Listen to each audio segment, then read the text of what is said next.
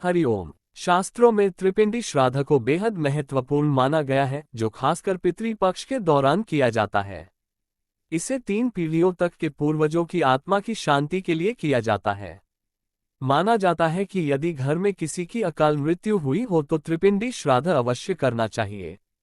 इसके अलावा ये भी कहा जाता है कि हर व्यक्ति को अपने जीवन में कम से कम एक बार यह श्राद्ध करना चाहिए ताकि परिवार में सुख शांति बनी रहे।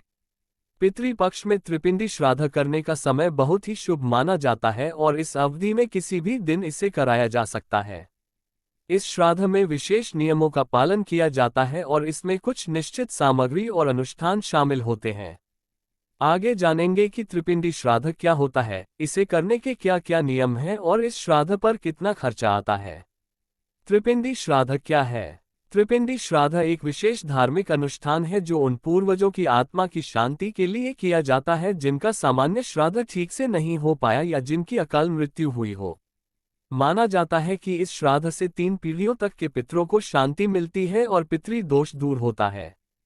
हर व्यक्ति के लिए अपने जीवन में कम से कम एक बार इसे कराना शुभ माना जाता है। पितृपक्ष में त्रिपिंडी श्राद्ध कब करें? त्रिपिंडी श्राद्ध पितृपक्ष के दौरान कभी भी किया जा सकता है, लेकिन इसके लिए विशेष तिथियां अधिक शुभ मानी जाती हैं। इनमें पितृपक्ष की अष्टमी, एकादशी, चतुर्दशी और अमावस्या शामिल हैं। इस दौरान श्राद्ध कराने से पूर्वजों की आत्मा को अधिक शांति और आशीर्वाद प्राप्त होता है। त्रिपिंडी श्राद्ध के फायदे। त्रिपिंडी श्राद्ध करने से 3 पीढ़ियों तक के पूर्वजों की आत्मा को शांति मिलती है। साथ ही यह पितृदोष के नकारात्मक प्रभावों को दूर करता है। इस श्राद्ध के कारण व्यक्ति को पितरों का आशीर्वाद प्राप्त होता है, जिससे जीवन में सुख शांति और समृद्धि आती है। त्रिपिंडी श्राद्ध की विधि। इस श्राद्ध को किसी अनुभवी और जानकार पंडित के मार्गदर्शन में ही करना चाहिए। इसमें भगवान विष्णु, ब्रह्मा और शिव की पूजा की जाती है। ब्रह्मा को जौ की गांठ दिखाई जाती है, विष्णु से सभी दुखों की मुक्ति के लिए प्रार्थना होती है और शिव की आराधना क्रोध के कष्टों से छुटकारा दिलाने के लिए की जाती है। त्रिपिंडी श्राद्ध कौन कर सकता है? त्रिपिंडी श्राद्ध विवाहित और अविवाहित दोनों कर सकते हैं, लेकिन अकेली स्त्री इसे नहीं कर सकती। इस दौरान पुरुष सफेद कुर्ता धोती और महिलाएं सफेद या हल्के रंग की साड़ी पहनती हैं। काले वस्त्र पहनना वर्जित है।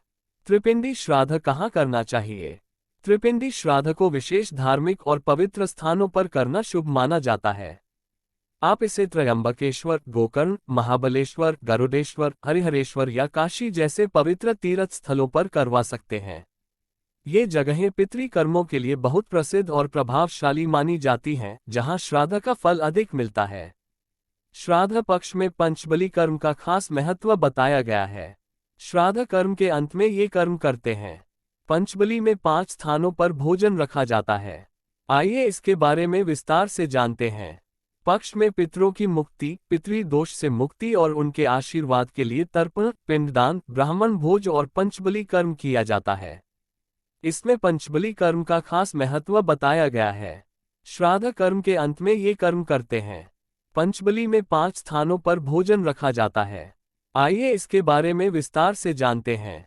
प्रथम गौ बलि। घर से पश्चिम दिशा में गाय को पलाश के पत्तों पर रखकर भोजन कराते हैं तथा गाय को गौभ्यो नमः कहकर प्रणाम करते हैं। गाय को पत्ते पर भोजन परोसकर जल देने से भाग्य जागृत होता है। गाय को अन्न और जल देने से सभी तरह के संकट दूर होकर घर में सुख, शांति और समृद्धि आती है। कुंडली में बृहस्पति और शुक्र बलवान होने से धन समृद्धि के द्वार खुलते हैं। द्वितीय श्वान बलि। पत्ते पर भोजन रखकर कुत्ते को भोजन कराया जाता है। कुत्ते को भोजन देने से पितरों के देव यमराज प्रसन्न होते हैं। इससे भैरव महाराज भी प्रसन्न होते हैं। इस कर्म से जातक आकस्मिक संकटों से बच जाता है। कुत्ता आपकी राहु, केतु के बुरे प्रभाव, शत्रुओं और यमदूत, भूत प्रेत आदि से रक्षा करता है। ज्योतिष के अनुसार केतु का प्रतीक है कुत्ता। केतु के अशुभ प्रभाव दूर होते हैं। तृतीय काक बलि। कौओं के लिए छत पर या भूमि पर पत्तल में भोजन रखकर उसको बुलाया जाता है। कौआ को यमदूत, पितर और देवपुत्र माना गया है। कहते हैं कि यदि कौआ आपका भोजन ग्रहण कर ले तो समझो आपके पितर आपसे प्रसन्न और तृप्त हैं, और यदि नहीं करे तो समझो कि आपके पितर आपसे नाराज और अतृप्त हैं। कोई को भविष्य में घटने वाली घटनाओं का पहले से ही आभास हो जाता है। चतुर्थ देयादी बलि, पत्तों पर देवताओं को बलि घर में दी जाती है। बाद में वह उठाकर घर से बाहर रख दी जाती है। देवबलि अर्थात पत्ते पर देवी देवताओं और पितरों को भोजन परोसा जाता है। बाद में इसे उठाकर घर से बाहर उचित स्थान रख दिया जाता है। इसे कुलदेवता और कुलदेवी प्रसन्न होकर जीवन में आ रही बाधाओं को दूर करते हैं।